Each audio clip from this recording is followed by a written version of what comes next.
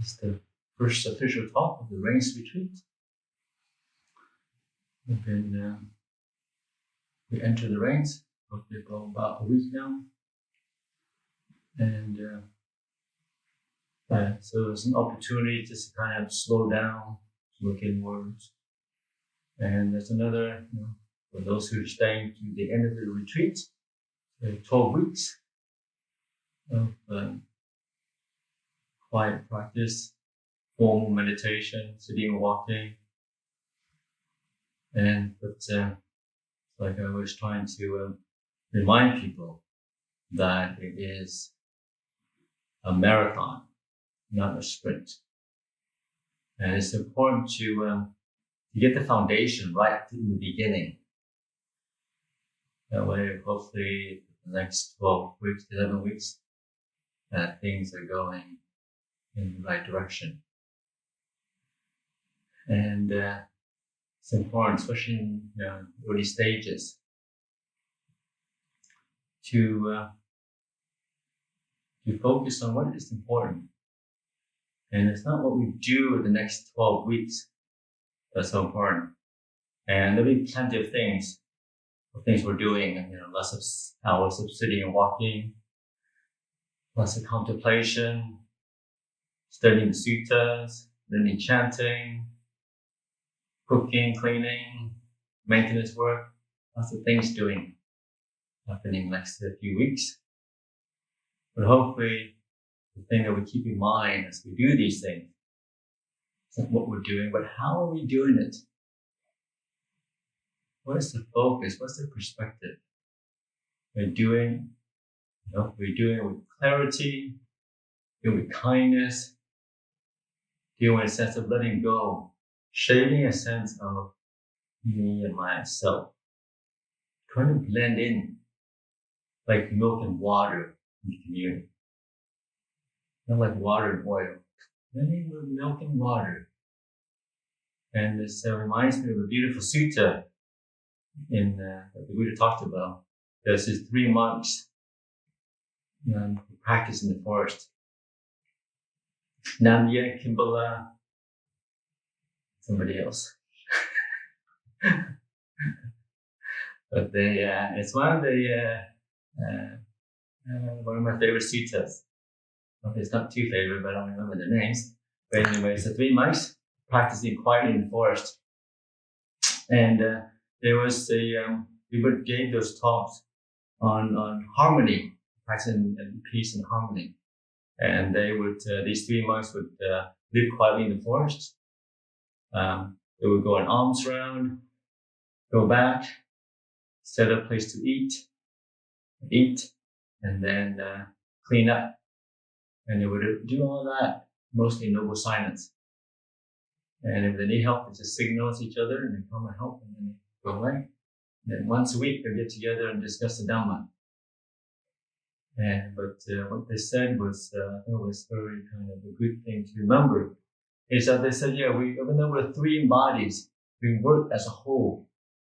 That's like in one. I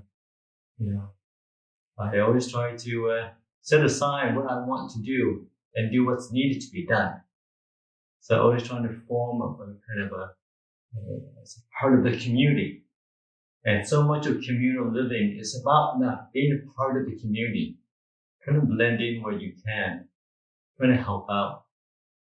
And yes, we are obviously individuals. We have our 5 khandhas. We have our different ideas. But that's what the practice is shading away our differences. Trying to blend in, to fit in the daily schedule, to help out where we can, each other, to flow along with the community, and not to make too many waves. You flow in to the meetings, sit quietly, you leave quietly, flow into breakfast, you have your breakfast, you have your drink, you have your work. You flow in, you flow out. Doing what's necessary, doing what's needed. and leaving no trace. You don't hardly know you're there. It's a good way to practice, and it's also important because when there's a self, there will be resistance, there will be friction. If you want to do your way, you want instead of we say over and over again, instead of meditating between 4 and 6, I want to meditate 2 and 4. I want to have breakfast at 4 o'clock in the morning instead. I want to do other things. I want to work somewhere else. And that's what the schedule is about, just working together, putting aside this thing in the back of our head that says, I want to do something else differently. And it's so much of the practice is the gradual shading away of that idea of a self, idea that we are special, we do different things.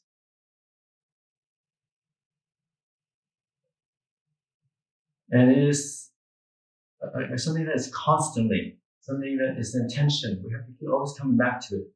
How do I blend in better? And I'm always forever grateful for the training in the Ajahn tradition of, the communal practice of coming together, sitting when it's sitting, time to work when you work, time to rest when you rest.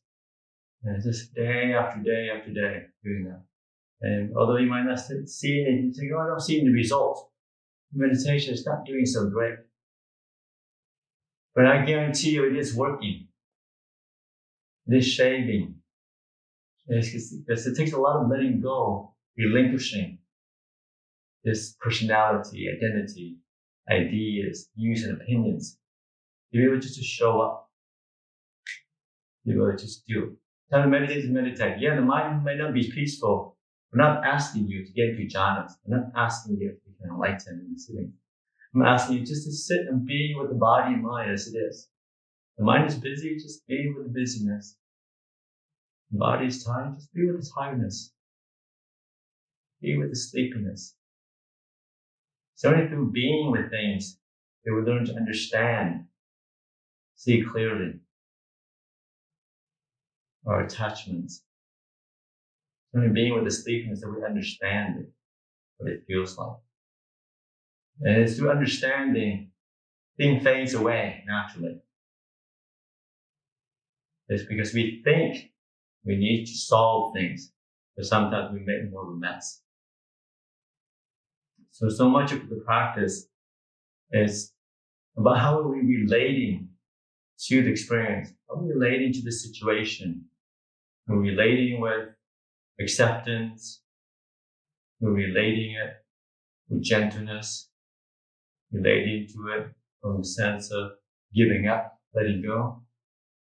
Or are we relating to the range retreat with an agenda, with expectations? I want to come here and get my jhanas and my jnanas, my insight. I want to have something to show for it. A nice little degree. And once we turn invested 12 weeks here now. I've gone beyond the 5 hindrances. In the sense, And that is where the trick is. That's what the balance is to put in the effort without the expectation. And that's not so easy because we're so conditioned in the world that, when you work hard, you want your paycheck. That's what it's about.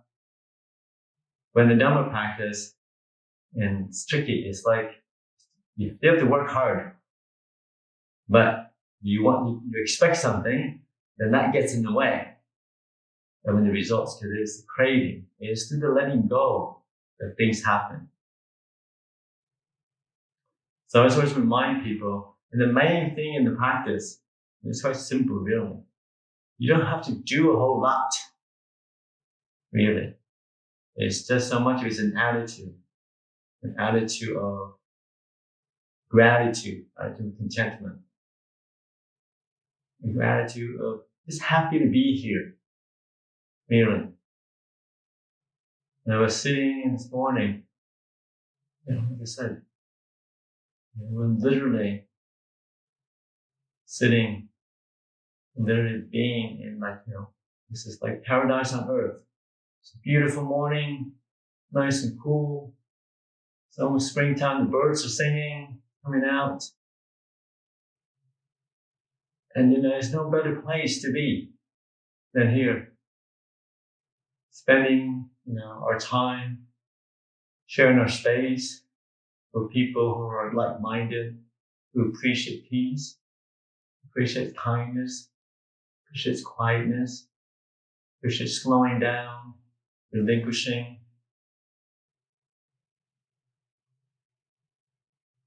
And with a sense of gratitude, it's just everything just melts away.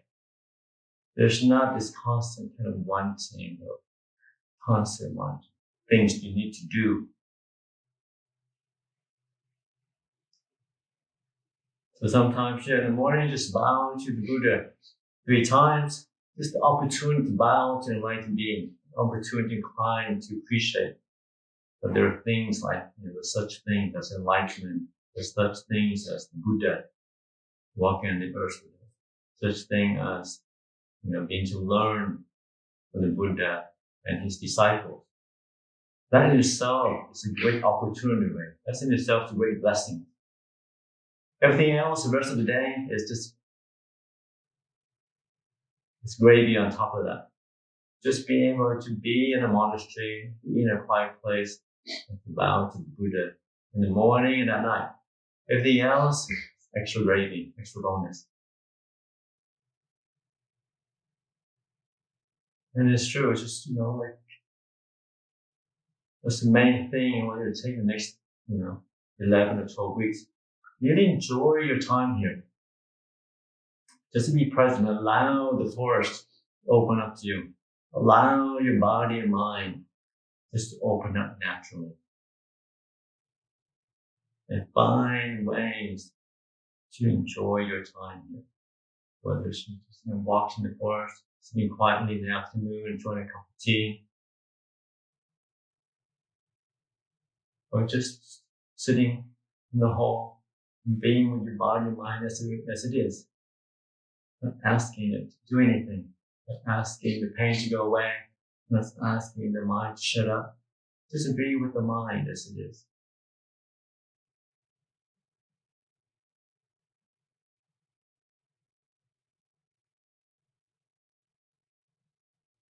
And like I said, each rains retreat is different. Always different things that come up. And like I said, there are also different practices that we can always investigate. And most of that is just a thing. Like this is a social experiment when here. And it's a social experiment to learn to understand our body and mind better. So that's what the food practice is about. That's what, you can take fasting, sleep less, stay up longer, or whatever. But it's more of, is it not trying to get something out of the practice, but it's more of an investigation. What happens when I do this? What does it feel like? Does it work? Am I more mindful when I sleep less? Or am I just grumpy? Or if I don't eat that fast, what does it feel on the body? What does it feel to the mind?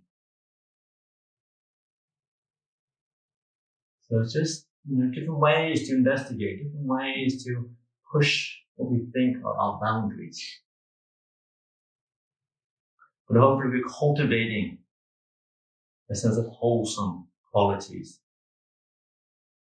Qualities of restraint, qualities of relinquishment, qualities of letting go, qualities of contentment, being good enough.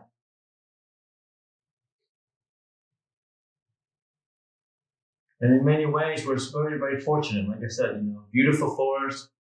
Today, especially, easy to go on how beautiful it is today because it's beautiful weather. Sun is shining. Beautiful food from the kitchen. What else can you ask for? Really. Sometimes there's just wanting mind, it wants something else, wants something more. Oh, more my meditation was a bit better, then I'll be happier. Oh, if I could sit a bit longer, then I'll be happier. And only the other people were a bit more, don't talk so much, then my meditation will be better. If only. But after a while, you see that it's like, you know what?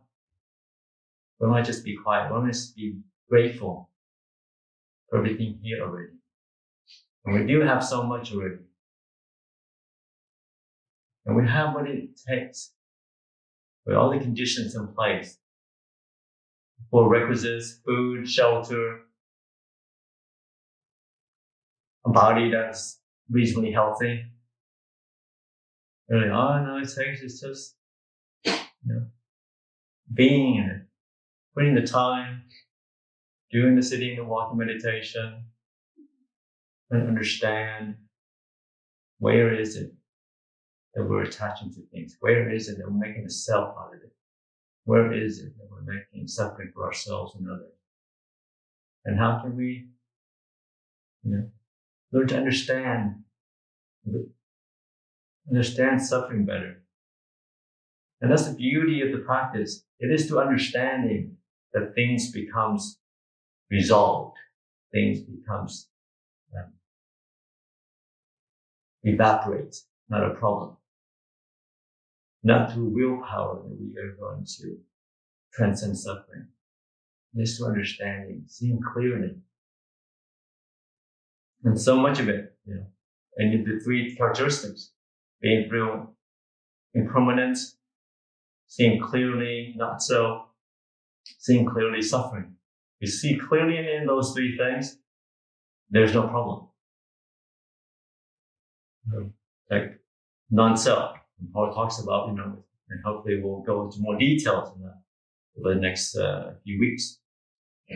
You see clearly to non-self that you're not there. Then when is there room for guilt or remorse? This is not your fault if it's so wrong. Where is there anger? Because the other person who you think is annoying you is not there either. They're also conditioned. They're also doing things based on their condition. And seeing clearly, there is no problem. There's no problem within yourself. There's no problem within others. And this logically, that should become clear. When you see clearly, then everything is just disappearing. Because everything is as it is. Can be anything other way. Getting mad at another person who's irritating you or not doing what you want is like getting mad at a tree that's not growing correctly. A tree that's not growing because it's not getting nutrients. Tree next to us, very beautiful because it's getting nutrients, getting proper sun, getting proper water. It's not the tree's fault that it's not growing properly, it's just conditions aren't coming together. And it is through understanding. So much about Ajahn's teaching is understanding that suffering ceases. And knowing that it's not something you can force, something we can just continue to investigate, try to see clearly into ourselves. See clearly into our likes and dislikes. Clearly to see our preferences. Why does that? Understand where that comes from. How does those conditions arise and fade away?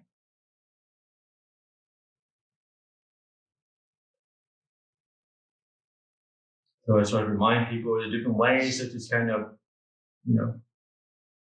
to frame the experience in a way that's positive.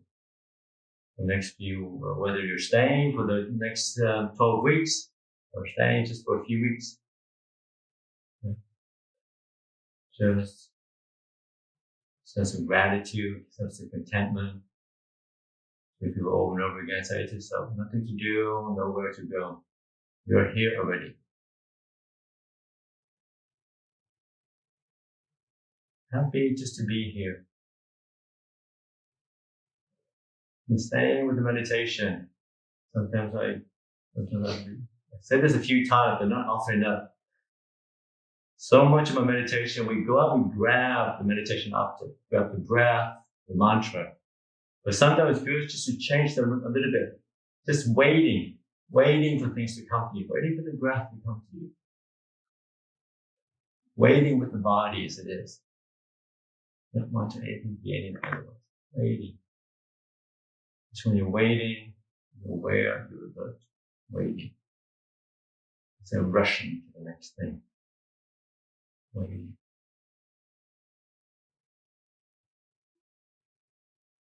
In the monastery, that should be a skill that you can learn. Lots of opportunities to learn. Waiting. We're always waiting for things. Waiting for the meal. That's okay. You don't have to wait. Just sit, wait, present moment. Waiting for your turn. Although we're pretty good here. In Thailand, it's much more. Everything is hierarchical. Everything is waiting for the taxi to come down the line. Waiting. But in itself, it's a beautiful skill. You learn to wait in the moment. This is where peace comes from. That's where we can slow down, we can stop.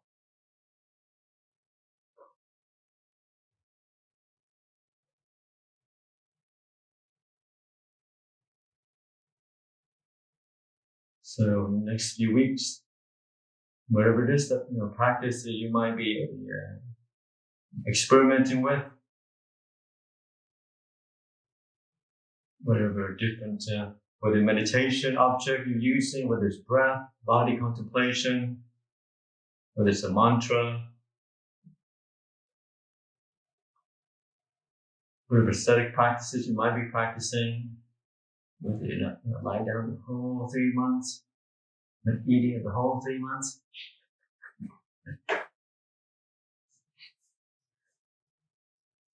Or just nothing special practice. But I will help you do it from with the right intention, from the right perspective, doing from a sense of letting go, from a sense of gentleness, kindness, from a sense of investigating, from a sense of relinquishment, shaving. How can I blend in together? How can I rub away a sense of self? I understand this conditioned thing that I take to be a self. I take to be myself. And it's through understanding that suffering ceases.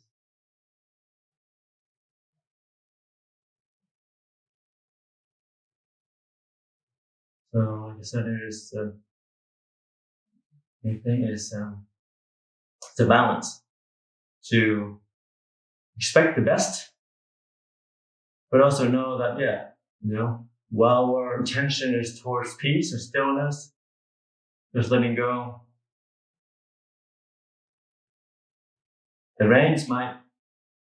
other condition might come up. So at the beginning of the week, first thing that happens is, the hot water system goes. So even though we're trying to slow down, the world, samsara, somehow has different plans. But the main thing is the intention behind it. As long as you take your foot off the accelerator, things are going to slow down. And that's what I mean. It's, fixing things doesn't have to be a problem. There will be issues that come up in your own practice, your own mind, and also in the monastery. From time to time, inside the reins, outside the reins. But whatever it is, no matter how, whatever we think the problem could be, or the issue is, or the challenge is, just remember, whatever it is that's coming up, whether it's personal issues, interpersonal issues, communal stuff, we don't have to make a problem out of it. We can look at it.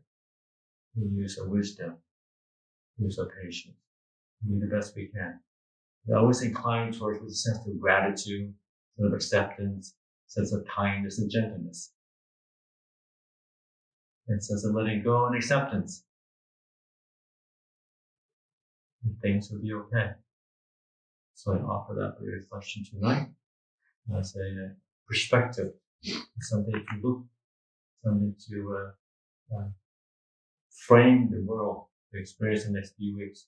Some sense of gratitude, contentment, sort of acceptance, and hopefully a sense of love for yourself and the community around you.